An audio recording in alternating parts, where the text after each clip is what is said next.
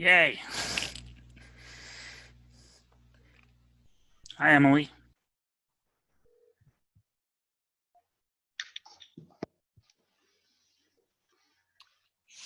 Hello. Hi, Emily. Good to see you. Hi. Good to see you too. What a beautiful field of lupins you're in. Yeah, that's right. It's up in Maine. I was there last week, so yeah. I miss it, so I keep it with me. So Emily, I'll just tell you what I told the others before you got here. Okay. Joanna's going to introduce me and Grace, and then I will say something. I'll probably say nothing about myself, but I'll invite the three of you to each spend about a minute or two just introducing yourselves and saying who you are, what kind of work you do, and anything else you'd like to tell us in that short amount of time. Okay. And then after that, we'll go into questions, and I'm going to ask a first question to all three artists, then a second question to all three artists, and so on. So that's what we're planning. And then at the end, there may be some questions that show up in the Q&A part of this. Okay. Great. I'm going to grab a pen.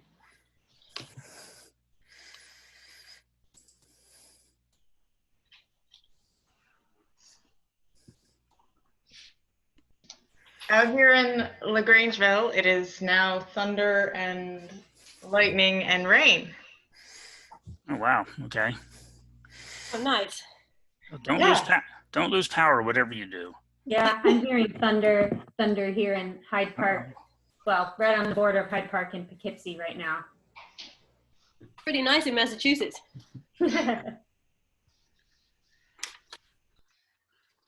Where are you in Massachusetts? In just on the coast, on the North Shore. Chris's parents. Oh, that's nice. Yeah, it's lovely. We had a good swim in the rain this morning, and then the sun came afterwards. Mm-hmm. I used to live in Newburyport. Is it? Oh, no kidding. Yeah, it's just south of there. So we're just next to Salem in Marblehead. Oh, nice. Beautiful. Yeah, it's gorgeous.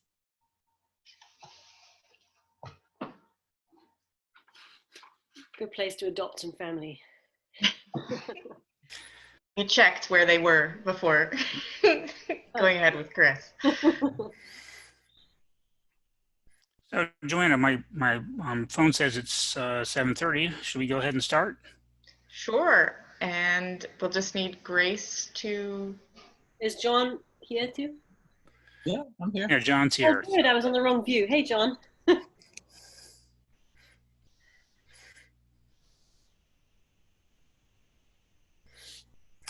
Okay, Joanna, could you just start by introducing yourself Sure. and Grace, and then I'll take it from there. Great. Well, it does look like it is 7:30 on July 1st, if you can all believe it. It has been a long, strange trip since we started at Barrett with a committee to start this CSA program. And some of the people that are important to that are here tonight. One is Grace Schuker, who is joining us from Cleveland, Ohio. She's an intern with us from Marist College. And the other is the president of our board of directors, Tom Ellman, who's also been really instrumental in planning the CSA program, where we have 9 artists that we've commissioned to each create 40 pieces of art. And then we are selling shares of one of each from each artist. And so far we have sold 29 shares. So we have 11 shares left to go. So you should probably order soon if you're thinking about it. It's a great deal. And I will let Tom take it away. And thank you, Grace. And I will sign off so people can focus on the artists who are the focus of this program. Thanks, guys. Thank you, Joanna. Actually, before I start, let me just mention that there were 2 other helpers involved in creating this CSA at Barrett Art Center, and they are Anita Fina and Stephen Steele Coleman, who I think is with us tonight. Thanks to them also for helping put this whole thing together. So I'm Tom Ellman. I'm the president of the board of Barrett Art Center. And I'd like to start by asking the three artists to each introduce themselves. Spend a couple minutes telling us who you are and what kind of work you do, and anything else you think it would be good for us to know at the very beginning. So why don't we start with Kate, then go to John, and then to Emilie. So Kate, please go ahead. Great. Hello, everyone. I am Kate Collyer. I live here on the border of Poughkeepsie and Hyde Park. I'm a printmaking professor at SUNY New Paltz, and my work as an artist really revolves around areas of undoing, mainly in landscape. So when you think about undoing, for me, it's a lot about Arctic landscapes that I visited, but also more recently, areas that are within kind of the desert realm as well. So this kind of two sides of the same coin of climate change, whether that be melting in the Arctic or erosion in desert areas. As a printmaker, most of my work has print in it in some form, but I do work dimensionally and introduce a lot of varied materials, expanding what the definition of a print can be. And that's what those of you that do end up with shares can look forward to in my work is a print, but something that also kind of breaks those boundaries. Thanks, Kate. That sounds interesting. I'm already looking forward to opening the package when it arrives. So yeah. So John, would you like to go ahead and introduce yourself and say a few things? Mute myself there. Sure, I'm John Breiner. I'm here in Poughkeepsie in Mount Carmel Square area. I have a few different disciplines. I work as an illustrator. I work as a muralist. I do some printmaking myself.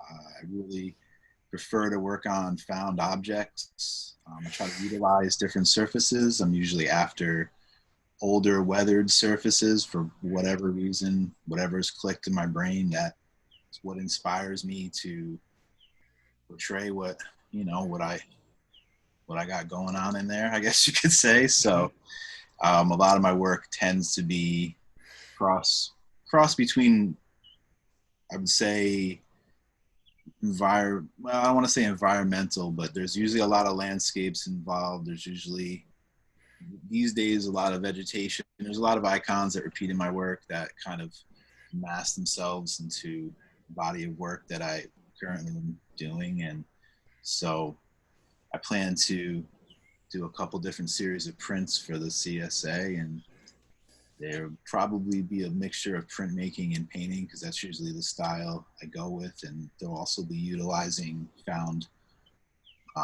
paper. So you're gonna get some beautiful old antiqued paper, and if you like it. Oh, that sounds great. Thanks, John. So Emilie, would you please tell us about yourself? Sure. I'm Emilie Houssart. I originally Dutch. I grew up in the UK. I've been here in the Hudson Valley since about 2013. I started out as a classically trained painter, and I've sort of taken a strange and meandering route from there. Still incorporate elements of that into my work in some paintings that I make. But I've become increasingly interested in installation through first a lot of printmaking and sculpture, and now it's becoming more and more about environmental installation for me.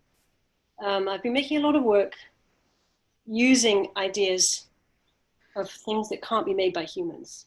I got sort of tired of the human brain and its products, and so I started trying to make things that humans couldn't make. So chaotic things, or things that we would view as chaos that actually are hugely sophisticated interdependent systems, like the things we find in nature, which you can get in a very simple way by crushing a piece of paper. So I've been making prints in that way and messing around with them and colliding them with geometry, which is another thing that humans can't produce without help, but also is a kind of symbol for our very limited conscious minds, the relationship to the environment around us, which we've always felt superior to. And we're entering an age now of really realizing that that's a massive, massive mistake. So I'm very interested in those things. And I think for this CSA share, I'm a printmaker, but I can't ever make the same thing twice. So I'm using prints. I'm cutting prints up into pieces, and then I'm making each piece a little individual thing based on those principles, messing around with sort of crushed prints and geometry and found objects. Also, I'm very interested in, same as John, and different materials to sort of collide those things together. That's where I really get excited. Okay, thank you, Emilie. I think your introduction actually takes us to a little bit toward the first question I want to ask. And so the short version of the question, which I'll then expand on, is how has the pandemic impacted your work or the way you think about your work? But before you answer, by the way, I'm asking you, Emilie, to continue, and then we'll go back toward the others. So I know a lot of people I know some artists like to think about incorporating the pandemic into their art, and others don't want to think about the pandemic. And art is just a way to get away from it. So that would be a perfectly good answer. But anything you could tell us about how the pandemic has impacted you, or how you think about the pandemic in relation to your art, or not? Well, I mean, obviously, it's a very timely question. It's a very interesting question, and I think maybe it's too early to say. Really, it's such a huge thing that we don't understand yet. But in relation to what I've been thinking about, the kind of themes I was talking about just now, it's a really amazing example of how humans actually aren't in control of the world in the way that they have always assumed that they are. At least since the Industrial Revolution has been as very much this mindset of humans dominate and are superior and control everything. And it's very clear that it doesn't take very much to unseat that. And this is not something that's malicious. It's just a perfectly natural thing. And in a way, it seems very likely that it's our messing around with the environment that has actually triggered this whole pandemic. So it's, in a practical sense, the pandemic has affected my art making in that my son is at home all the time and it's very hard to make anything. Right. Yeah. And in terms of ideas, I think it's one more massive sign that we can't ignore, that we have got to find a way to live in harmony with the environment and not be just trying to dominate it all the time. This doesn't work. Yeah. Okay. I mean, do you see just a little follow up? Do you see a kind of an upside to the pandemic for your work? I mean, from both the practical point of view and the kind of thematic point of view. I mean, I don't know. I don't know if I see an upside. I guess it's a good time for everyone to be thinking about things, unless, of course, you're an essential worker, which, I mean, perhaps I am in some way as a parent, but I'm certainly not as an artist. yeah. I do think in the long run, artists are absolutely essential, but of course, in the short term, we just, we all feel kind of useless right now. I mean, maybe we can make masks and donate to people, but that's, compared to people who are on the front line, it's very clear right now that we contribute in very different ways that are not instant. When as you were talking, I thought about the fact that, if it weren't for the pandemic, we probably wouldn't be doing this right now. Well, that's true. We wouldn't be doing it this way for sure. And, I wouldn't be having a chance to talk to the three of you in this way. So yeah, that's a kind of an upside. I'm finding that absolutely happens in a lot of spheres of life. So it's just another thought. And people are connecting in new ways, and that's really wonderful. But I hope that one of the things that comes out of the pandemic is that people become more thoughtful about their relationship with the environment, because we have to, in fact, in order to survive much longer. I think it's absolutely crucial. It's already in crisis mode, and this just makes it even more clear. Yeah. Okay. Thank you. So, John, would you like to tell us what you think about that question, the impact of the pandemic on your work, the way you think about it? Or it's interesting to hear Emilie, because I feel a lot of the same things right now. And I mean, just the fact that I work on found objects and that they're books, that they're all discarded for the most part, that already shows that I'm kind of aware that there's a lot of waste going on. So I've always been making work that was sort of almost like a wake up call type of deal, at least in my mind. So sometimes it might not come off as that like right away. I don't really like to make things too literal, but a lot of my work is sort of post-human. A lot of cities that have been overgrown with nature as it's taken it back. And so when this all started to hit, it was kind of like I don't kind of got a little nervous. Like I don't want things to look like my art in a sense, even though I've been kind of telling people it's what's going to happen. So I kind of was like, okay, well, that means that there's something else that I need to make now. And so I'm kind of trying to figure out what that is. So I think about what I'm making differently in the sense of it's just a wake up call to, for me at least, to focus on more important images and more important ideas than perhaps just what I would have just, just frivolous. It's not that that's what I make in the past, but I guess it just seems like an intense time now, and what you put out needs to make an impact, I feel like. And it's also been a time to kind of just take everything in that's happening. A lot of my work is, like I said, it's not only environmental. If you look at my work, it's just been warnings about, I'm not making fences with eyes peering through holes because I think fences and division is good. It's what my work is kind of always, been saying. So I feel like it's kind of also, though, a time to like step back and see what everybody else needs to say right now. So it's been a weird time. The first month or so was not inspirational at all. It wasn't like, perhaps in the past when, you even like a relationship ends and you have this time now. It wasn't like that. It was more like somebody died, and it was just like, what's going to happen, and there's just more important things. And but now it's kind of getting to the point where like I have a voice through my art, and like let me figure out what's going to be the best way to use it. Okay, thanks. Also, something any of you could respond to, but we'll keep going through to talk to Kate in just a second. But I'm sort of wondering, is it harder to get people to pay attention to your work in this time? I mean, galleries are closed for one thing, or mostly closed, and also, but even aside from that, I mean, so many. I mean, really, I was about to say we're all obsessed with it, but we're not obsessed. It's just the thing is here constantly, all the time, and taking over everything, and so it's hard to change the conversation back to something else. So I don't know. I wonder if maybe you folks are dealing with that. But anyway, Kate, why don't you go on and tell us what you would like to say about that? Well, it's a little bit of a continuation of what John had mentioned at the end about like the beginning of experiencing working from home and having time. I never felt the urge or the need to create, and I probably had more time in the last several months in my studio than I have in maybe the last decade, and I still wasn't creating. I was making more when I had less time. And it was a process of grieving, and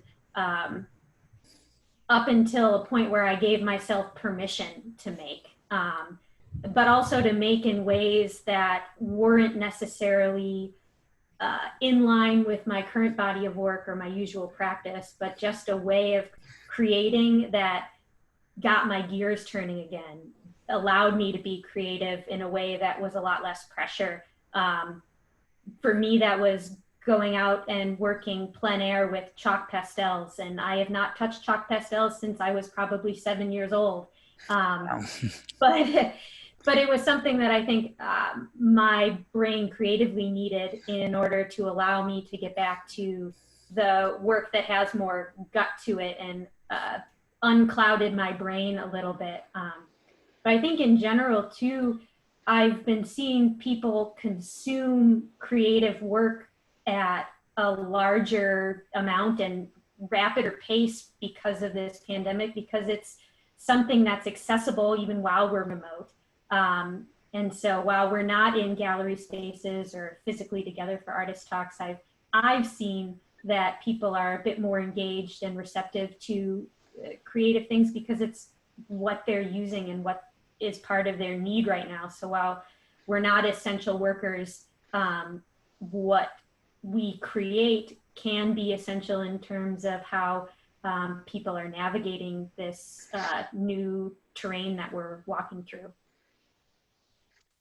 That's interesting. I think that kind of ties in with our next question, but about what does that, how are things different working in the context of the community supported art program? But before I go to that, I wanted to ask you, Kate, one thing, which is I visited your website and I saw pictures of the Arctic and then work sort of drawing upon that. And then I just was reminded today about that in the last few weeks, there have been 100+ degree temperatures inside the Arctic Circle.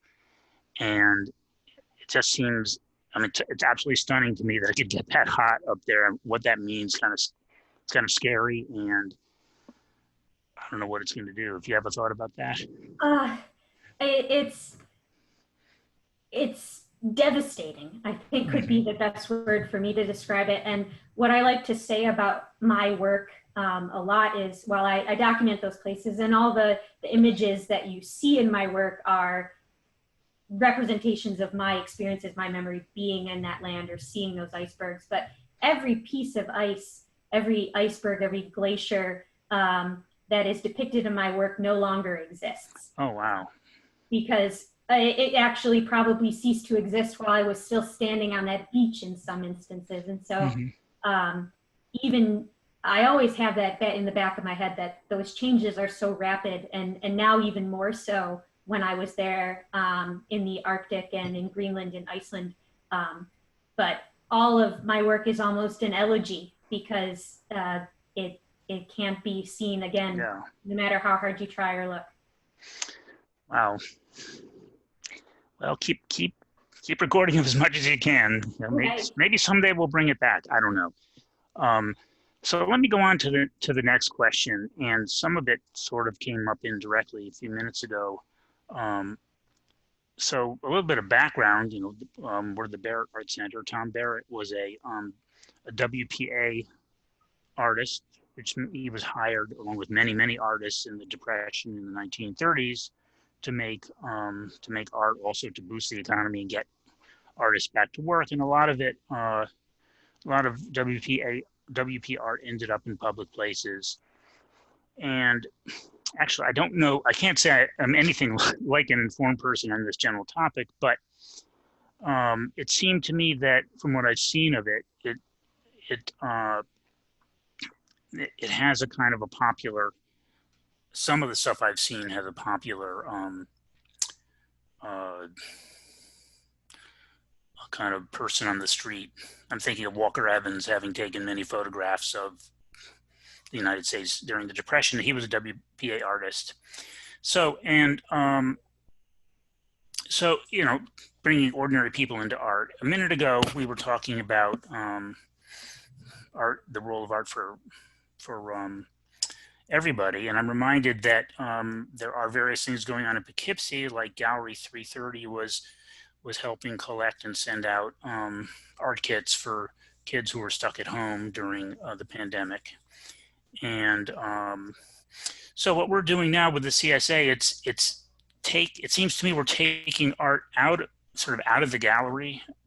And I'm not saying it still continues to be fine art, I think, but you very nicely all agreed to sell your work at, what's considerably less than the normal price, I'm sure. And making it available to people who wouldn't otherwise be collecting art. So that's an exciting thing for me. I haven't really collected art, and I'm going to be doing that. And I think many of the other people who've already signed up as customers are thinking the same way. So anyway, does this, the way I describe things, or the way you already think about, I'm going to ask you, Kate, first, since then we'll go back the other way. So does this, the fact that we're doing you're doing work for potentially 20 to 40 people. I guess now it's 29 to 40 people. And so you have to crank out a lot of stuff, but also it's a different context than just the normal gallery scene. So does that change your thinking, the way you work about it? Is it on your mind? It hasn't really. And I think that stems from my education and my practice as a printmaker, where when I'm developing something, I inherently think of it in terms of a multiple, and the addition of that. I was trained technically and have been making editions of 40 plus for over a decade. And so the idea of creating, even though I'm making for this something that's three-dimensional, it still in my brain was automatically an addition. And I also was particularly excited about making something that maybe was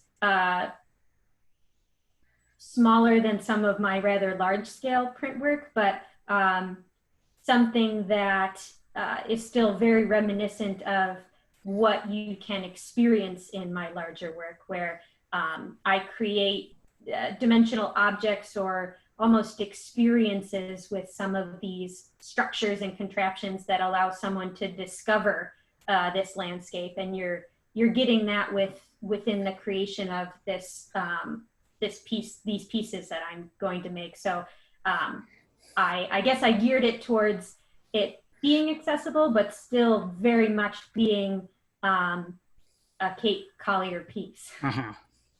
Okay. You know, I was just thinking of the word accessible, and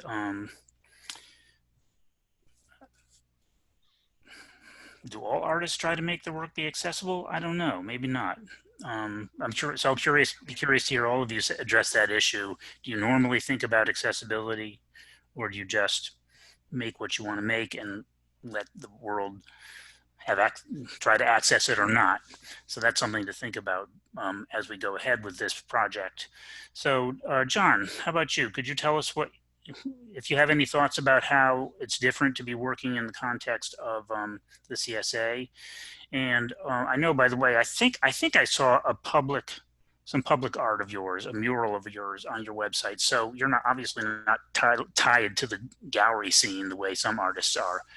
And there's something just right there. There's some connection with the WPA artists of the 1930s. But tell me what you think about this, please.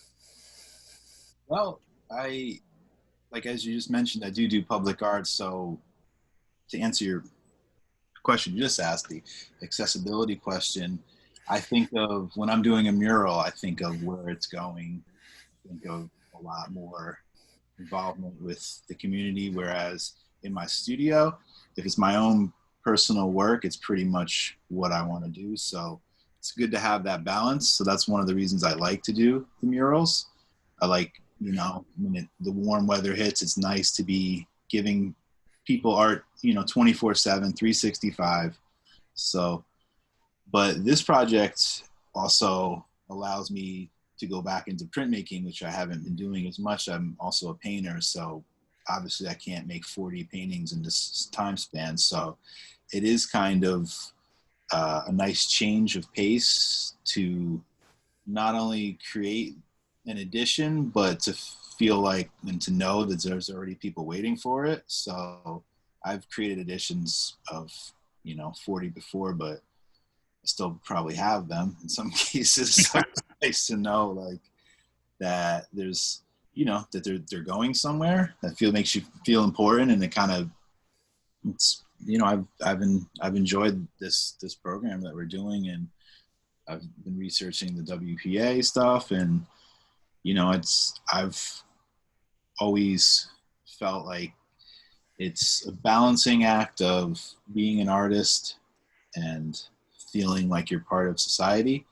It's a lot of times like openings and events and murals, you feel the purpose, but then just Monday, Tuesday, Wednesday, sometimes it's like, so this kind of makes you feel like there's more of a purpose than sometimes when I'm making art.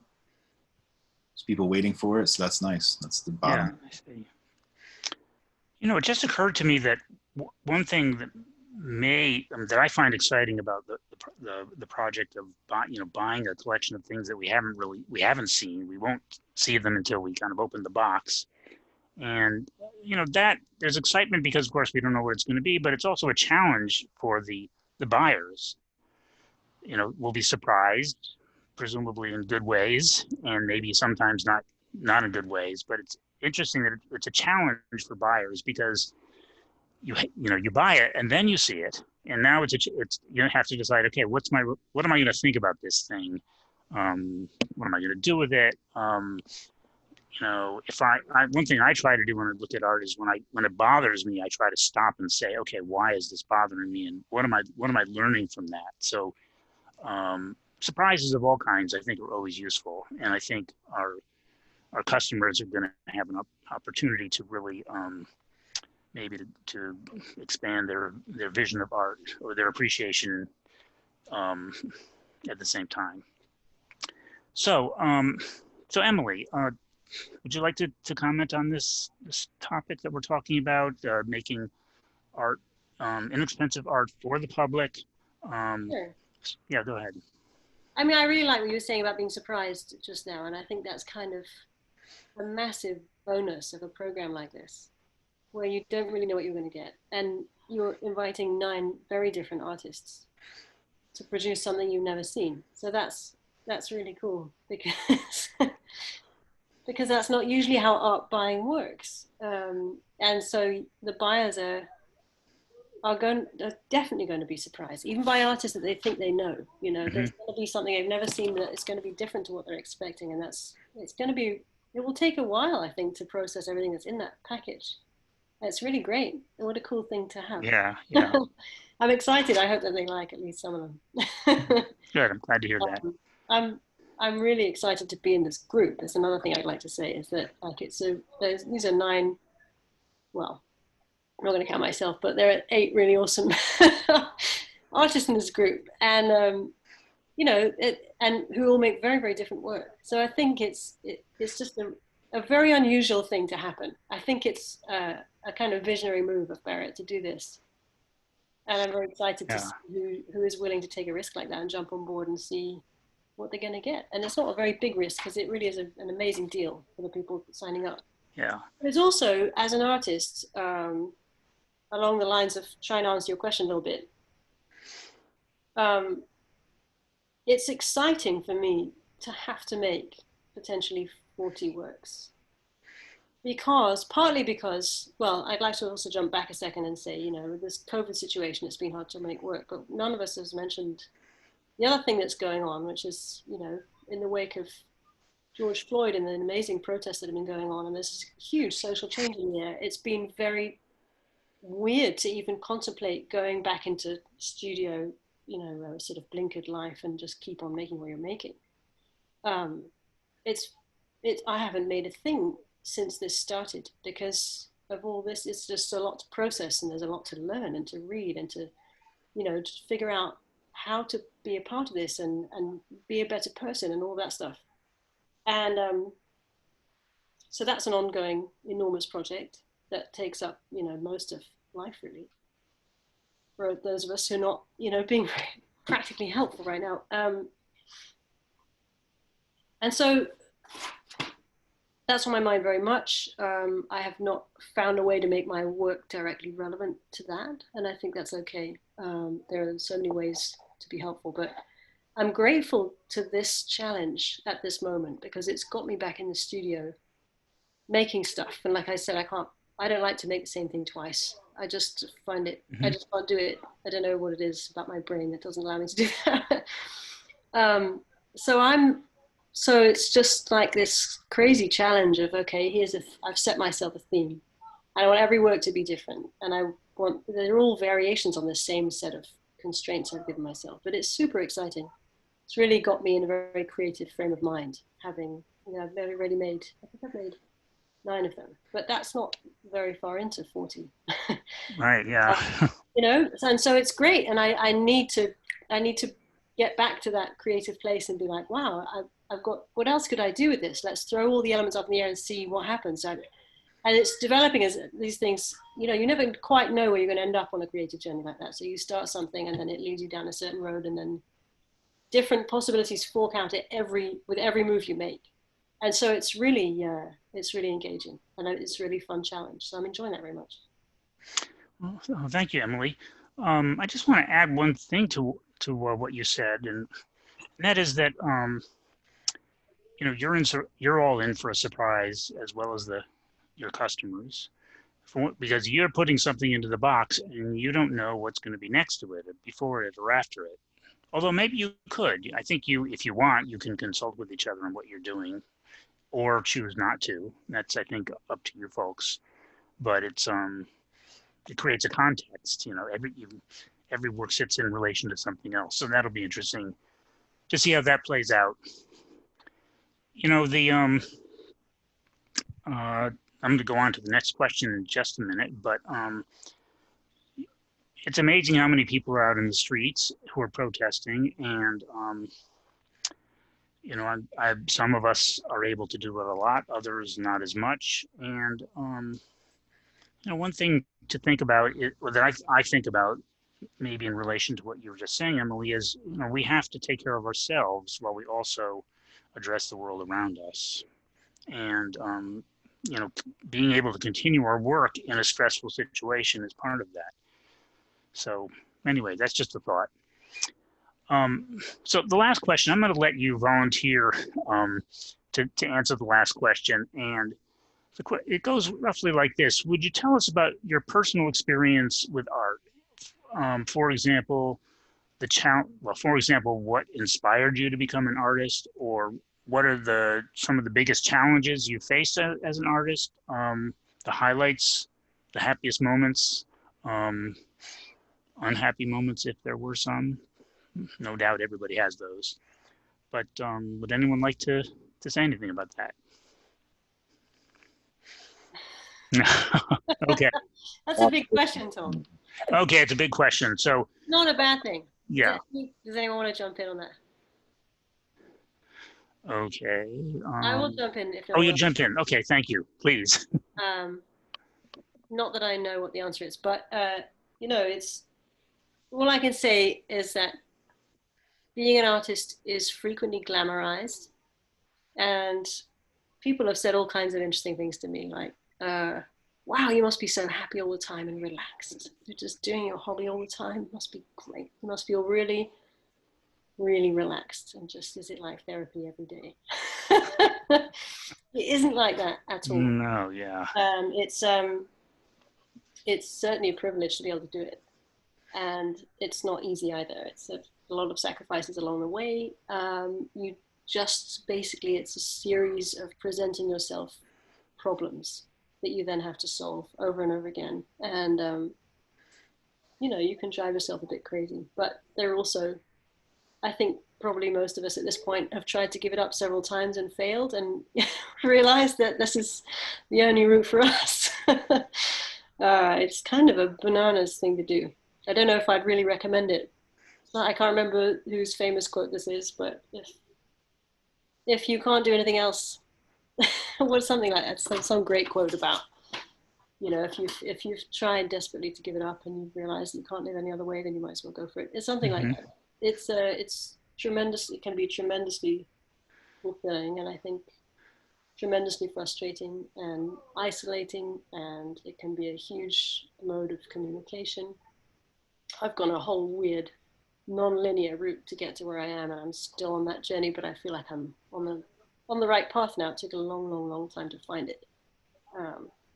Anyway, you know, just to say, it's not, I think it's probably a very different story for every person, and very individual and weird, and it's a case of integrity for the most part.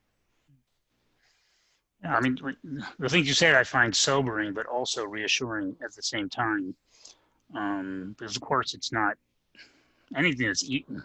Very few easy things are really important, I think. For in case you want a sweeping generalization. Okay, so there it is.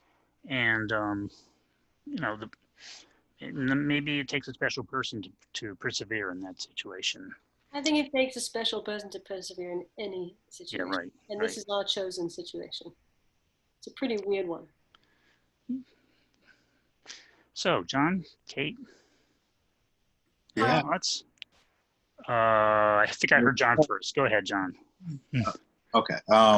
Yeah, she pretty much said it all. It's a lot of peaks and valleys. It's a lot of sacrifice. It's, most artists, if you see like what they're making, especially if they're making some sort of intense artwork, you got to think that it's hard to shut the brain off sometimes. And that's what I find a lot of artists are like. So the extremes are extreme, and could be good and bad. And so, yeah, it's just not like, it's not really like a chosen thing, I guess, is the best way. Like Emilie said, it's just always been here, and my parents will attest to that. It's always, Yeah. but at the same time, I also feel like it's not such a bad place to be. When I used to worry about it a lot more, I don't as much now, because if I can develop something that people need to come to me for, it makes me feel like I may have a place and not be replaced by machines in the future, which sounds like a crazy thought when you say it, but I'm like, it's not that crazy. It's happening. But Yeah. So it's nice to feel like self-sufficient and possibly self-sustaining, and programs like this help, definitely. So it's supposed to be the journey, though. I think Stevie Wonder, somebody I was listening to, was talking about, the end, the peak. It's not going to be as good as the journey. So I guess, when I'm rich and famous, all this will be way better. Yeah. Okay. Mm-hmm. That's interesting. Well put. It's okay. Yeah, I think I most certainly agree with everything that was said, and particular about Emilie receiving comments about how we must always be relaxed, and this is such an enjoyable thing because it's a passion, and while that's true, it also is the source of a lot of undue anxiety sometimes about being the tactician of what you're making. But for me, in terms of my art career and my practice, it's always been cathartic for me. And I don't know if it's because of the past 6 years of my life, I processed a lot of grief personally, that my work ended up trailing the way that it did. I've been drawing landscapes for a particularly long time, and how I fumbled into and tumbled into doing work about the Arctic and climate change is one thing, but the way that I present it is a very ephemeral, precious way, and I think that stems from using it as a way to also process my own grief at the same time. And in speaking about climate change, there is a grief to that and that loss. And I've slowly been really developing and thinking about that, and then also how that ties into how I make my work so science and research oriented. But for me, it's a tether, and I wouldn't be able to break it no matter how hard I tried. Okay, good. That's interesting. Good to hear. So before we wrap up, I have a couple things to say. First of all, I really appreciate the three of you giving your time here, and also, being willing to share such personal thoughts about your life as artists. And it's not always easy to talk about those things, and I appreciate. I'm sure everybody watching it feels the same way. So so I actually have not been in the art world very long myself. I come out of math and science, but I began being involved in the art world when Joanna recruited me for the to work with the Barrett Art Center, And I'll just tell you my experience. The big surprise of my experience as in the art world is the people that I've met. You know, people who are amazingly talented and dedicated and courageous, and but most of all, interesting, really interesting people. And in particular, the three of you today, I found you've given me so much to thought about, and I feel really very lucky to have had this conversation with you.